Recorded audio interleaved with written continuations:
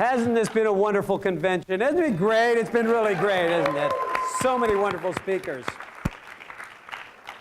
I want you to know before we get started that I am going to be changing my hand gestures for this particular event. Yes? Somebody caught me in a picture and I was going like 5. What did you say? One more time? Yeah, right. So, all of my gestures will look like this today instead of the... Yeah, right. I have a feeling tonight's going to be one of those nights with a lot of cheering and things like that. But that's what makes it so much fun, so I'm looking really forward to it. I wanted to talk a little bit about real estate. I talked about real estate earlier, and I like looking at houses. Georgetta and I like going and looking at houses. We like previewing them and seeing what's going on. And I don't know if you ever saw that movie with Sherlock Holmes. And the girl says to him, have you seen anything? And he says, that's my curse. I see everything, you know, because he notices everything. He's so good at seeing things. Well, Georgetta's a lot like that when we look at houses. She sees everything. She sees anything that's out of place, things that are nice. She sees it all. I'm like Watson, you know, I'm walking around trying to keep up and hoping that I see something that makes sense, but I'm not as good at it as she is. But I have noticed something. I've noticed that houses normally fit into one of 3 categories. They're either depreciating, or they're maintaining, or they're upgrading. And upgrading means, you know, like new countertops or something that looks wonderful, like new cabinets or things like that. So I was thinking about that, and I was thinking how that's a little bit like our studios. Our studios have the same type of feel. That sometimes our studios are not as nice as we'd like them to, but we don't even know it. And I think that comes from complacency. Sometimes if we're an owner of a house, we get complacent. Don't we usually have some place in our house that maybe we're complacent? Like, do any of you have a closet that is full of stuff, and it's still full of stuff? It's been full of stuff for a long time, you know? I have a friend of mine that has a shower that he hasn't used in 3 years. You know, all of his family uses this one shower, and this one just sits empty. I think there's something in the tub. Or there's a sink that maybe isn't as nice as it should be. And this is like settling for less. This is like complacency, you know what I mean? And I was thinking about that, and I think sometimes our studios get a little bit like that. We don't see it anymore. We don't look at it anymore. We think, you know, is that sink really nice? Because maybe it's not as nice as it should be. And one of the things I'd like you to do when you go back home, and this is part of settling for less, is to take a look at your facility. Maybe bring in a friend like Georgetta, who's got great eyes for this. You may not want her to come in because she'll see everything. But when our people walk into our studio, and it's not like me, you know, it's not like somebody who's maybe looking at buying a house. Instead, who is it? It's our prospective students, right? Prospective teachers who might work there. And they walk in with the same type of attitudes. They walk into our studio and they say to themselves, especially our students, is this a place that I want to spend money at? Is this a place I feel good about? And unlike a house, sometimes I'll walk into a house and I'll say, oh, it's a fixer-upper. I can take this and I can fix it up and I can then sell it for more and I can turn a profit. But our customers don't think that way, do they? They don't think it's a fixer-upper because they're not going to fix anything up. They just think maybe it's going to be cheaper. Maybe they won't have to pay as much money. And that's not what we want them thinking. We want them thinking that they're going to pay a lot of money, so we want everything looking great in our facility. And that this talk really is about, it's a little bit of a comparison between a house and a business, but it's also talking about us as people and not being complacent, not settling for less. And I'm not just talking about our facility and where we work. I'm also talking about attire. And I don't know if you've noticed this, but in the United States, and this isn't in all countries, but in the United States, do you feel like maybe some of the attire standard in our country has gone down a bit? Yeah? You walk around the mall and you think, you know, where'd my customers go? They're not here anymore. And has anybody been to a Broadway play lately? Yeah? And you walk in and they're wearing shorts and tennis shoes to a Broadway play. It just seems so funny. You know, I was at a church the other day and I couldn't believe what some people were wearing. And I think it's become an acceptable thing, hasn't it? It's been kind of acceptable. I know the slogan in California is formal means wear socks, you know, so And every once in a while, we'll get a new staff member that comes in to apply for a job. Are you sometimes surprised with what they wear? It's like, you're coming for a job interview and you're wearing that? So we have our work cut out for us because we have to change their attitude. We have to change the way they think. And they think it's totally okay. I'm going to take a little aside for just a second. We're going to talk about facility, or for our events. I think events are something that in the last few years we've upgraded. I remember when events, it was like a white tablecloth and there might be a centerpiece.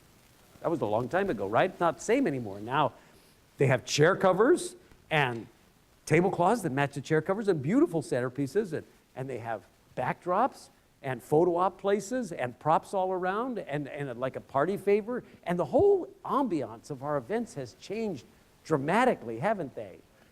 I think that's kind of cool. I kind of like that. And I think if I'm a new staff member and I walk into an event, aren't I going to have a different feeling about that than I did before? Aren't I going to feel like, wow, this place is pretty cool. This is pretty nice.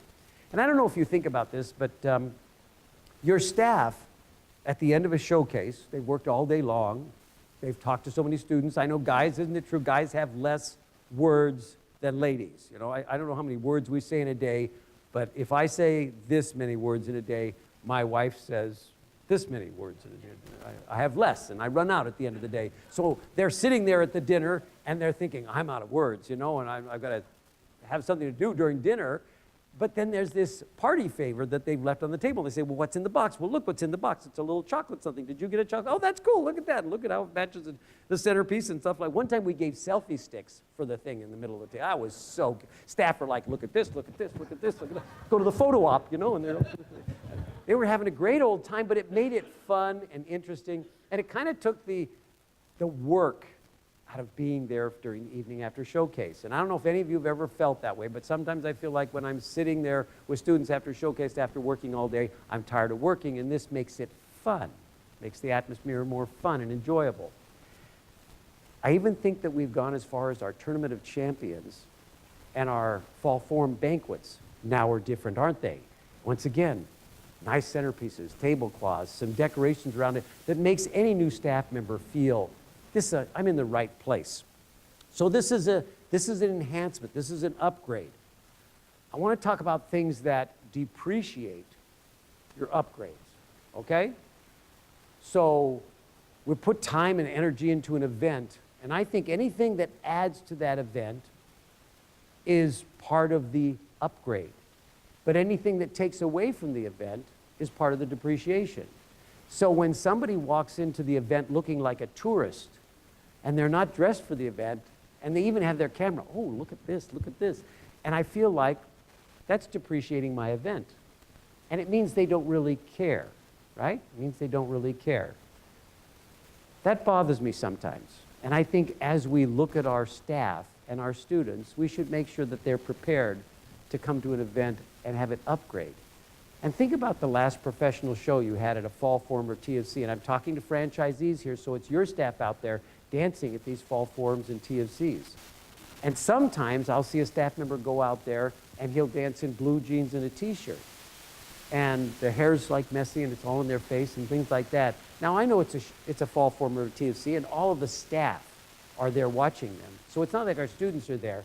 But really, what does that say about us as their franchisees? And what does it say about the studio? What does it say about caring enough to make a difference? Do you follow me on this? I think that sometimes our professional shows devalue or depreciate the event when it should be uplifting and making it better, making it upgrade. I remember one time we had a 4th of July party, and it was a fun party, and we made a mess of things. I'll tell you, I didn't want to get up the next morning because I didn't want to go outside and didn't want to look at my driveway because there were cups everywhere and there were streamers and all kinds of stuff. But I got up and I'm going outside before all the neighbors get up so I can clean my driveway so I don't look like a terrible neighbor, even though they were all at my party and saw what I was doing. But so my next door neighbor, Joe, pretty cool guy, has 3 kids, teenagers. He rouses them out of bed early in the morning. They're bleary-eyed. They don't want to go there at all. And he pulls them into my driveway, and he says, let's help Steve clean up his driveway, which I thought was really cool. So we're getting out brooms, and we're doing this, and one of the kids takes the broom, and he sweeps it underneath the bushes, right? I didn't do that right. It's more like, you know.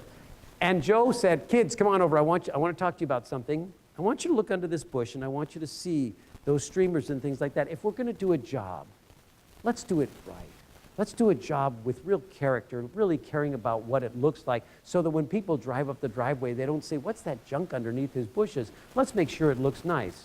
And so the kids turned around, cleaned out underneath what's under the bushes, and I walked away thinking, how great that Joe cared enough about his kids to be able to change that attitude. And Claudia mentioned that these are our adopted children, right? These are our kids. And we want to make sure that they have the same upbringing that we bring up, that Joe brought up his kids with. So I think by letting them go to that TFC and dancing in blue jeans and a t-shirt and their hair flopped in their face is not doing them justice, because it doesn't really show the same caring, the same importance of being a professional dance instructor. Does that make sense? Good. Okay. All right. Let's see here.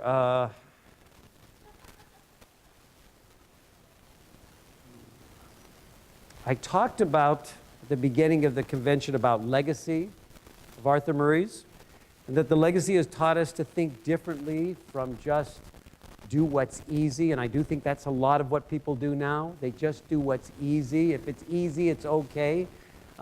We've all grown up with Cadillac treatment. And in Cadillac treatment, it talks about the importance of going above and beyond. And if we want to charge what we charge as franchisees, we have to be willing to go the extra step. So that's one of the ways to do this. I wanted to talk a little bit about the people who don't have our legacy. Georgetta and I have a couple of people we know that own an independent studio, and we were sitting there talking to them, and it was a really kind of an enlightening conversation.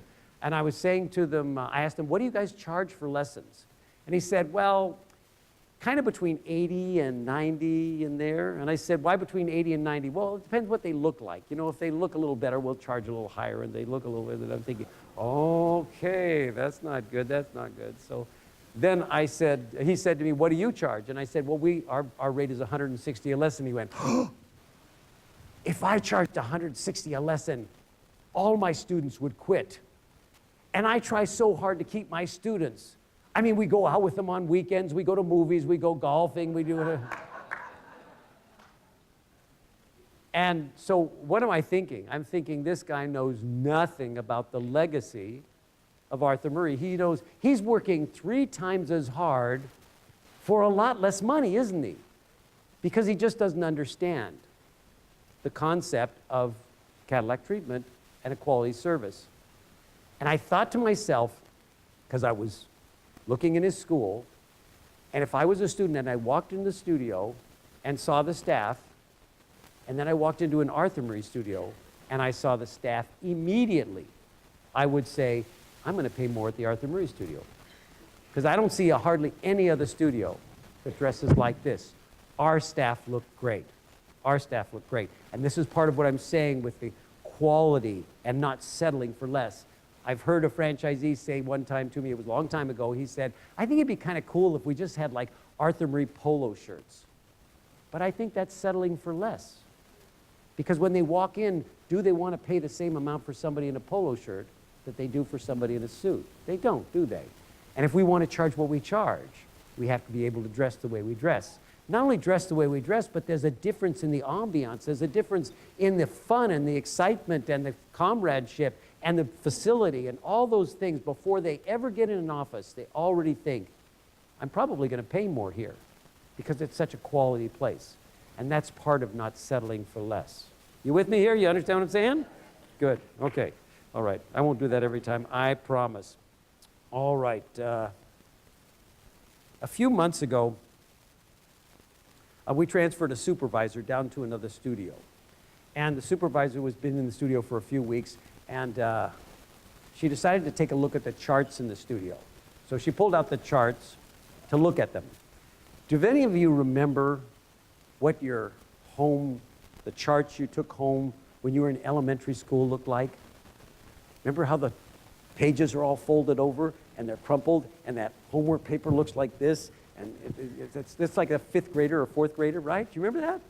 Yeah, that's what it looked like. You know, there were pages that didn't have holes punched in them. They were stuck in the side. And there wasn't one picture in the whole book, which is kind of bad. I mean, we're in a digital world right now, so maybe you don't get pictures in your hand that often, but there was a one-pager in the book. Now, this seems like a very little thing, doesn't it? Seems like no big deal, but let's assume that you're in a disaster. California gets disasters every once in a while. We have mudslides, we have earthquakes, we have fires, we have all kinds of fun stuff. And when they do, and people are told to evacuate their house, what do you think the first thing they run and grab is? Anybody know? Their photo album, right? Who said that? Why do they grab their photo albums? Because it's memories, right? You can't get those back. You don't want to forget them. You know, for those of us who have CRS disease, we will forget them, yeah? Anybody not know what CRS disease is? You all know? Can't remember stuff. Right, can't remember stuff. That's what CRS disease. CRS, can't remember stuff. That's what it is, yeah. Did I do that? Sorry.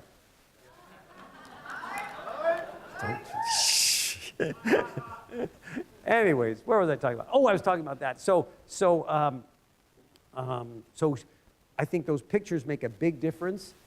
I think students, when they open up their chart, every time they open up their chart and they see the picture of the vacation they took or the dance-orama, or when were all dressed up in this costume for a costume party, it makes a difference to them. They remember it.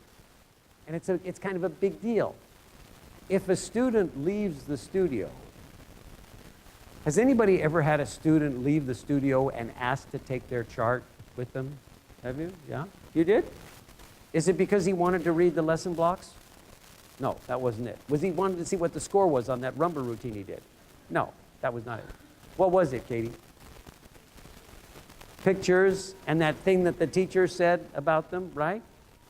So if your student leaves the studio and does not ask for the chart, what does that say about the chart? What does that say about the reason they're leaving? It's a little scary, isn't it? Now, this is a little thing. This is a little thing, but you know, sometimes those little things, I'm going to tell you a bathroom story. Can I tell a bathroom story? I'm going to tell a bathroom story, right? Okay. I think bathrooms are so interesting. I'll tell you, I think I'm going to dinner with my friends. We're all sitting there, and one of the ladies says, I'm going to go to the bathroom. She goes to the bathroom. She runs back, and she says, oh, you got to see the bathroom. And then all the girls get up, and they run over, and they see the bathroom. Because there's a waterfall, or I don't know what's in the bathroom, but whatever it is, it's like really great. So she wants to see it. By the way, if you want to upgrade your studio, if you want people to go, ooh, fix up your bathroom. Because people say the most important way to tell if a business is a good business is if it has a nice bathroom. I want you to know we just went to China. This is not true in China. They don't get it. But, so anyways, we're in China. I'm there with friends, and one of them comes out and says, you got to see the bathroom. And they all run and see the bathroom. And they come running out after seeing the bathroom. And it was so funny. They said, that's the coolest bathroom. And I said, why? And I said, well, first of all, they have these hand towels, and they're all exactly the same distance apart, folded exactly the same way. And when you go in the bathroom, the toilet paper is in a little V. And I thought, she says, I think when you leave, they run back in and they put everything exactly the same way, back in the V. Now, is that a big deal? No, not really. It's a little thing, isn't it? How close these are together and the V, is that a big deal? It's just a little thing. But that's what they talked about. So when you see somebody talk about something that's a little thing, what does that little thing say about the hotel? It means they care. They care. Little things mean you care. When a teacher takes the time to do the chart nice and put pictures in it, it's saying, I care. I have this teacher, Blaine. Blaine's a cool guy. He's always running around taking pictures at showcases with his students. He doesn't have a selfie, but he says, let's get a picture over here, let's get a picture over here. And then at the end of the event, he goes around to all of the showcase programs and he tears off the cover page. And I thought, what is Blaine doing tearing off the cover pages? Well, you know what he's doing, right?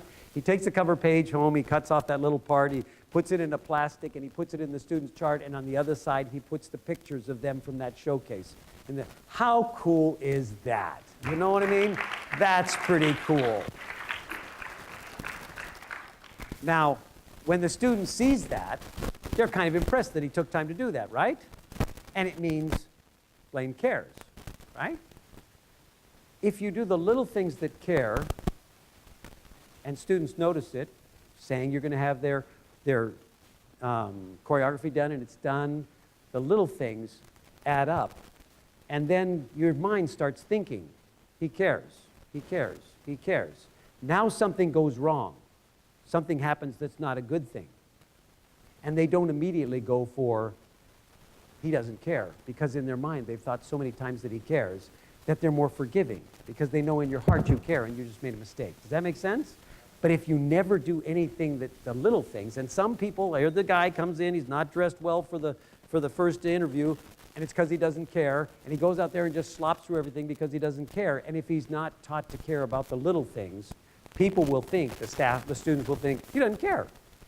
And then something goes wrong and they say, well, he doesn't care anyways. See the difference? So we got to make sure that our staff realize that the little things they do are extremely important. And this is part of depreciation. That was what was happening with the charts. It was depreciating what we normally do because they settled for less. End of story. One of the students came in, picked up his chart. What happened to my chart? Wow. And the teacher said, I don't know. The supervisor came in and wanted to do something to it. There's depreciation there, right? We need to fix that. And just like Joe, right? Just like Joe, let's watch what's under the bushes. It's a training opportunity. You go back to your staff and you talk about how important the chart is and how important, I remember one time my boss was doing a meeting and he was saying, his guy's teaching a lesson and he's looking at the student and he took the chart and he tossed it on the floor and walked over to help him. And another staff member came over and picked up the chart and brushed it off and put it back on the table, showing the chart is important. And the teacher threw the chart like garbage. But it taught me, that was decades ago. It taught me that you never treat the chart like garbage. You treat the chart like something important. So, little thing, but little thing's important. They add up after a while. Okay, let's see here. Training about the value of the chart, training about how little things can eventually become big things, training about how if you take care of the little things, you won't be settling and people will appreciate you more. Good meeting. Okay, next section. I meant when you get back home, for crying out loud. Okay. Next section is, this is a little dark. This next session. Who told me? I think one of the people told me, I think it was Claudia, said, if you don't do something dark, they won't appreciate the light. So this is the dark. But Georgette and I have taken over 11 studios that were failing. Failing because of depreciation. 11 Arthur Murray studios and 1 Fred Astaire studio we've taken over because of depreciation. The Fred Astaire studio is kind of a funny story. We're in the studio, we're sitting talking, it's in Albuquerque, and this guy comes in, and I've never met him before, and he sits down and he says, I'd like to talk to you about taking over my studio. And I said, really, what studio do you own? He says, I own the Fred Astaire studio. And I said, you do? I didn't think you were the owner of the Fred Astaire studio. He says, well, the previous owner had gotten himself into financial trouble, so he sold it to me. And I said, oh, really? So where are you from? Oh, I'm a student in the studio. Yeah. And I said, and now you want me to take over your studio? And he says, yeah, well, what happened is I took over the studio, and after a while, the staff didn't really respect me. Shocking. And so I was having trouble keeping them in line, and eventually they all quit on the same day. They gave me a 2-week notice, and Friday is their last day, and they're all walking out on Friday after the party, and I won't have any staff. So I'd like you to take over the studio. So we went there for their Friday night party. That was a lot of fun. And Georgette and I are there, and he gets up and he says, I want to thank you all for being students here. I want you to know we are merging, that's a great word, isn't it? Merging with the Arthur Murray studio. And Monday when you come in for lessons, don't come here because there won't be a studio here. It'll be over at the Arthur Murray studio, and they'll be teaching out all of your lessons from now on. And the staff are like, because they didn't know. They were just quitting that day. I don't know what they expected. But whatever it was, I don't think they expected all their students to be going to Arthur Murray's. So, but that was a kind of a roll of the dice, wasn't it? That was kind of a, let's see what happens, because I've got all these students. Do you think they're all happy and excited students? Probably not, right? Probably negative, probably upset, probably bummed out, mad at their teachers, mad at the studio, mad at the new owner, mad at all that, and they're being assimilated into the studio. But I felt really good about it because our students were well cared for. They were used to the legacy and the tradition of good service and staff taking care of them. So when the students walked over and assimilated into this, some of them never came. Some of them didn't want to go. I don't know what happened to them, but a lot of them did.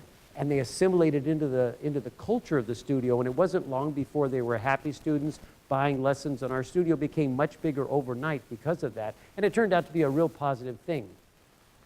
I guess the thing I'm trying to say is studio was in depreciation, changed the culture to a positive culture, and it turned the student body around. Every studio we have taken over was because of some form of depreciation. It might have been fraternization, and maybe we had to get rid of a few staff. It might have been because of a lack of a work ethic, and we had to turn that around. And sometimes at the end of the year, the staff that was when we bought it to the end of the year, there were no staff left standing. They were all gone, and we had to totally restaff the studio. Sometimes some of them stayed. One of them actually even became a franchisee and turned around, which was kind of nice. But every one of those 11 studios became a very successful, profitable studio. Why? Because we just went back to maintaining the studio and doing the legacy and culture of Arthur Murray's, which works. It really works. It's so sad when you've got the franchisees so despondent that they don't even want to walk into their studio, when you know that if they just walked in the next day and went back to what they know to do right, the culture, the whole feeling of what we do, teamwork, training, doing the right things, the studio would turn around and be successful. It happened in 11 cases. It just didn't happen with the franchisees that were there. But I tell you that to let you know that the little things make a difference. Not settling makes a difference. Not letting your studio depreciate makes a difference. And sometimes it starts with just a little thing. Just a little thing you do that you shouldn't do, and then it spirals into something bigger and spirals into, and you start settling, and next thing you know, you have a fixer-upper that's ready to have somebody come in, buy it, and change it, and turn it around to something profitable. Yeah? Okay. That's enough of that. Thank you. You bet. Okay. Going back to the house analogy, I mentioned Georgetta is Sherlock Holmes and I'm Watson, and we're walking into the house and we're looking at it, and I'm thinking, oh, this is a nice house. Look at the cabinets are painted, and it looks really nice, and I could live here. I'll bet she likes this, you know? Right. So I walk out and I say, what do you think? And she says, oh, no, that's not going to work. And I say, why? And she says, it needs a lot of work.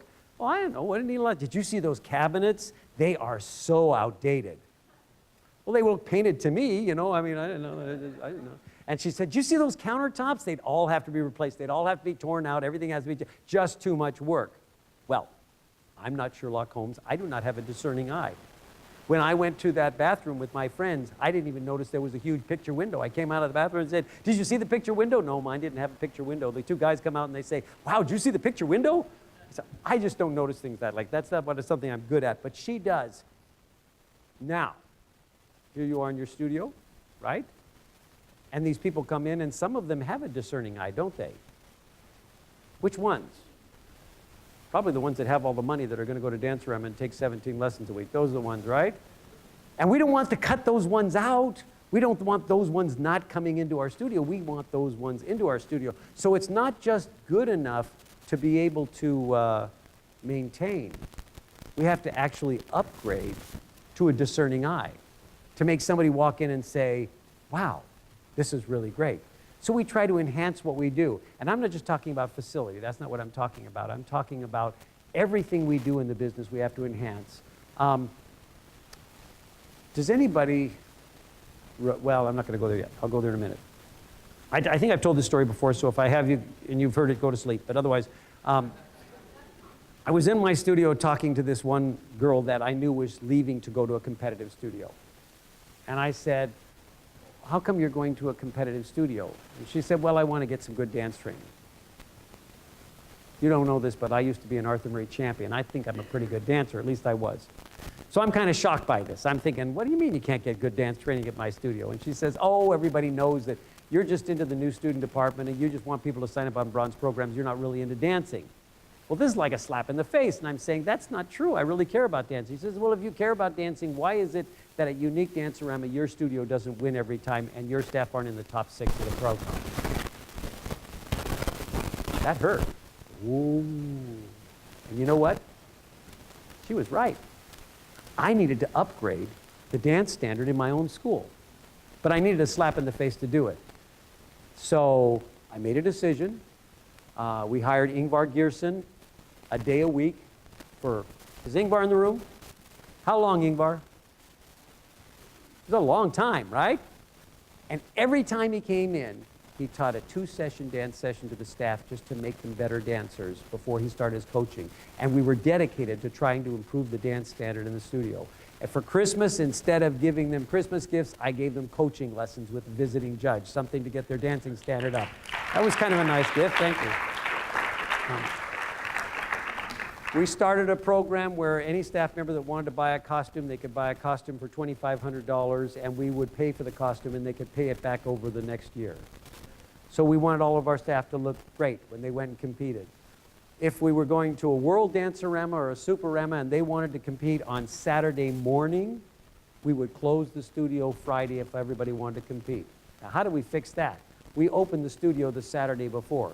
They taught their lessons Saturday, Monday, Tuesday, Wednesday, Thursday. They took Friday off. They flew there. They're fresh, ready to compete the next day, and we're right there watching them and applauding them to hope that they're going to compete and do a great job.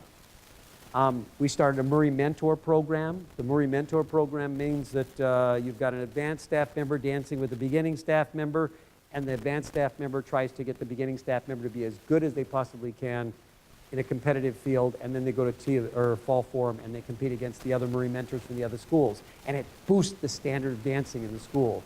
And I'm excited to say that from that point, and that wasn't last year. Ingvar, do you remember what it was?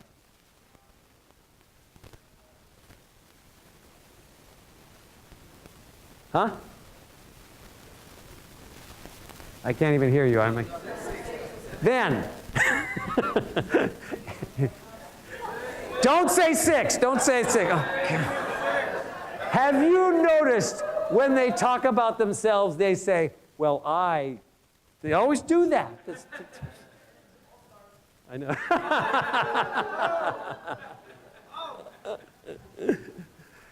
Since then, now when there's a pro comp, we have people in the final, both the smooth and the rhythm. We even had a smooth couple win at the World Dance-A-Rama. Yeah.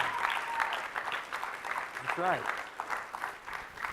And we've been taking top studio awards at Unique Dance-A-Rama, which is very fulfilling to me, but even more important than that, my students are getting awesome lessons. They're really getting, I can't remember the last time I had a student say, I want to leave to go to an independent studio because I want to get dancing from a better dancer, because I don't know if you can get better dancing in Orange County than and San Diego than the ones that we have in our studio now. They're just so well maintained. So that's nice. That's nice. So it's kind of an enhancement, an upgrade. And you know, Arthur Murray started this long before I did. I don't know how many of you were around in 1982, 81, 82. A few of you, yeah? Do you remember the dance standard before they started the pro comps? Yeah? Do you remember it, David? Well, how would you describe it? Not what it is today. That's very good, yeah. And of course, what it was, when they started the pro comp, thank you, John Kimmons, thank you, the home office of Arthur Murray International, for doing the pro comp. That's very nice. It has increased exponentially since then, gotten better and better and better and better. So now when you go see a pro comp in Arthur Murray's, it's like, oh my gosh, how am I ever going to make the semifinal? They look so great out there, but it's had all of us up our game, as has the certification process, which Bob Long has helped a lot with. Thank you, Bob, for helping with the certification program. Wonderful. So that's one enhancement that we have done. And if you haven't gone through that enhancement, I strongly recommend it. It's good. Another thing that we've done that I think is really cool is we have changed and we've upgraded the way we sell. And it's so remarkably different. And it kind of hit me like a brick when it happened. But it used to be, I was talking to somebody the other day, it used to be sitting down saying, okay, how can we get this much cash during this sales period? How much can we get this much cash this week? It was all about getting cash and selling lessons. And it's not really about that anymore. It's more about how can we enhance our teaching time and make our lessons so great, giving the students what they want. And that's benefits, and we've always done benefits. I mean, it's not like we haven't done benefits. That's from the beginning of time we've done benefits. But now we're thinking about how to make the lessons so great that they will want to take lessons faster, take it more often, increase their frequency. And that's what it's all about. It's not about selling dance lessons. It's not about collecting money. It's just about giving them a better product, which is easier when it comes to sales, and it's harder when it comes to teaching and making sure every lesson is a fabulous lesson. That's hard, isn't it? You've got to be really on top of it. You know, we're sitting there on the sidelines watching our teachers teach lessons, and we're, no, don't do that, do this. And we want to make sure that every lesson is worthy of that lesson so that they'll want to take more frequency. And that's easier. So that's an enhancement. I also think that one of the enhancements we've made is quality of life for our staff. Quality of life. I talked about Blaine a little while back about how he runs around, takes pictures and things like that. Blaine loves to travel. He loves to travel. As a matter of fact, he's in the business for traveling, which is not unusual because when students come in, we do this, we'll say, so can you travel? And they say, sure. I say, good, because, you know, we go to places like Cancun or Hawaii or Vienna or places like that. And it's nice, it's wonderful, you get your way paid, you stay in wonderful hotels, you get to sightsee and dance and all these wonderful things, but you have to be able to go. If you have a grandmother or a cat at home that you can't travel, that's a problem. How many have a problem with their grandmother or cat? No. This is called reverse selling. I'm selling them without making it sound like I'm selling them. I want them to say, oh yeah, okay, I can do that, sure, sign me up, right, because they're excited about traveling. And then they go to their first Dancerama, and the beginning night they're with their student watching a show, and then they spend the rest of the time in a ballroom. And it's not really traveling at all, is it? But we've changed that. First of all, we don't want our staff flying with our students anymore because that adds to overtime, right, or a time and a half. We don't want to do that. So we have our staff not fly with their students. And I don't know if the rest of you do this. We usually close the Monday afterwards. And that's because if they're working Saturday, they have to have a day off. So we close the Monday afterwards, which means they don't have to come back till Monday. Or maybe even Tuesday morning. Well, Blaine, bless his heart, because he loves to travel, he'll say, okay, I got 10 vacation days. I got 3 sick days. I'll call in sick those 3 days ahead of time. That's what he... And he says, okay, so this comp, I'm going to stay Monday after, and I'm going to come home Tuesday because I want to be in Vegas an extra day. But when we go to Hawaii, I'm going to stay a full week afterwards and spend a whole week in Hawaii. And when we go to New York, I'm going to spend at least 3 days in New York and come on. And he's got his whole vacation planned before the year ever starts. Now, if he's going to Hawaii, that means he leaves on Wednesday and is out of the studio Wednesday, Thursday, Friday, and then he takes a whole week afterwards. Well, that's a lot of days out of the school. And sometimes the supervisors or counselors will say, I don't want Blaine gone that long. That's a long time. Well, that's important to Blaine. That's quality of life. Being able to travel is a big deal to him. Last year, Blaine was the top instructor in Area 7. He did like $400,000 in sales. And the amazing thing is out of $400,000 in sales, $396,000 was in cash. How about that? It's pretty impressive. Has 98% cash to sales. And if you haven't done that with your teachers, by the way, this is an aside, but I asked Tom about this report. He sent me a report on all the staff, and it included their cash to sales ratio from every staff member from every studio. I thought that was pretty darn cool because it's nice to know. Sometimes you see these big sales figures, but the cash isn't there. So that was nice to know. Thank you for that, Tom. If you want that, he'll get it for you. But am I going to tell Blaine you can't take those vacation days that he's got coming to him when I know what a valuable employee he is? No way. And don't you think that that quality of life has gone all the way through to the franchisee? If you don't, I'm here to tell you When I was growing up in the business, it was 1 to 10 every day. When I was a franchisee, it was 1 to 10 every day, 4 decades, while my kids were growing up. But I see the franchisees of today, and I am so proud of you to be able to balance your life with your family and your life with work. I just think it's so wonderful. You do team teaching on a franchisee level, meaning that you team teach with your spouse so that you can spend time at home and time at work. I think that's amazing, and I think that's a huge upgrade. I have a few minutes left, but I want to talk about your HOA.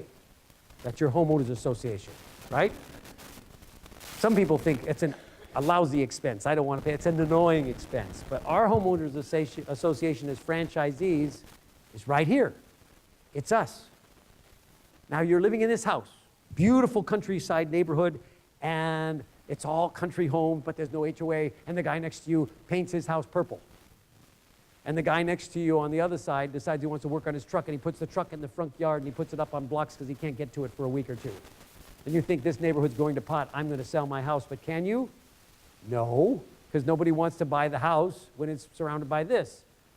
That's a bad HOA.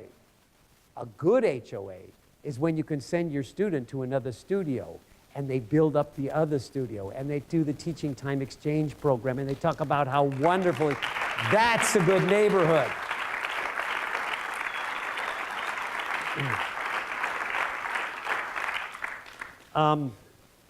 I think another thing about it is we use the same system. I had a student come in that was getting married, and her husband lived in Chicago, and I said, that's wonderful. We can teach you the wedding dance here. We can send him a copy of the wedding dance. He can learn it in an Arthur student in Chicago. She said, that's great. And I said, are you going to get together and work with him on it before you dance? And she said, no. And I said, you're not going to get together before you dance? She said, no. And I said, why? She says, it's an arranged marriage. I've never met him. She learned the wedding dance, and he did too, and they never did it until their wedding day. Can you believe that stuff? That's crazy, crazy. We used to have a studio down the road that said, where everything Arthur Murray's is, only cheaper. That was their advertisement. People would walk in where everything Arthur Murray is, only cheaper. And I thought to myself, okay, let's see your students take a lesson in Chicago. Yeah. I want to see your all-star program and your fall forum and your TFCs. Let me see that. Let me see your supervisor pick up a phone and call any supervisor in the Arthur Murray world and get the information for free and willing to give it, right? That's our community. So we have a great HOA. We work together really well. We just had our fall forum, well, it wasn't the last one, it was the one before. And on the end of the day, Saturday, it said on the program, from their own words. And so all the staff were sitting there, all the executives, and we brought up on stage 2 students. And they sat down and they talked about their experience with Arthur Murray's for the years that they'd been in it. Well, one guy's name was Bill, and his wife had passed away that year, only a few months before. And she'd had Alzheimer's, and her health was declining over the last 3 years. And as her health was declining, of course, if you've ever had a loved one that's had Alzheimer's and you feel yourself slipping away from that person, it's heartrending, and it's so depressing. And the dancing is what kept his spirits up and made him so excited about life and about continuing. He went to showcases, he did all the things, and it balanced his life. Funny aside, his first teacher, one of his first teachers was Kristen Schmelninsky, who's in the back there as one of the franchisees. One of the other teachers was Dominique Platt, who's in the back as one of the franchisees, and one of his other teachers was Christina Campbell, who's a certified examiner. We put her up to being a counselor, and she's very successful. And so he got up, and when he was saying that, and my teachers have all been promoted to franchisees or executives, so if you want to be a franchisee or executive, you need to have me as your student because I'm the one. Anyways, and then Jeanette was the same way. She was the same way. She talked about all the wonderful trips she'd been on and all the friends she met. So Tom Antonellis from Sherman Oaks in the back of the room said, I have a question. And they said, yes. And he said, I know you spent a lot of money on your dancing. What if I tripled that money? 3 times the amount of money you spent, and I will give that to you in return for all the memories that you have, all the trips you've gone on, all the dancing you've learned, all the friendships you've created. I want all those back, and I will give you triple the money. Will you take the money? And of course they said no. But what they said from their heart was so special. They said, you know, you can always make more money, but you can't always make those memories. And they meant everything to them, the friendships and the memories and the trips and the dancing, and all they've learned was worth triple the amount of money. And they said that from their heart. So my hope for all of us is that in the next 2 years between now and the next franchisee convention, as a team, with all the training we do, that we don't let our studios depreciate, but we maintain, we upgrade, we enhance to the point that every student that we have feels like it's such a value that they wouldn't take triple the money for the experience, okay? Thank you very much. Steve Platt. Steve Platt.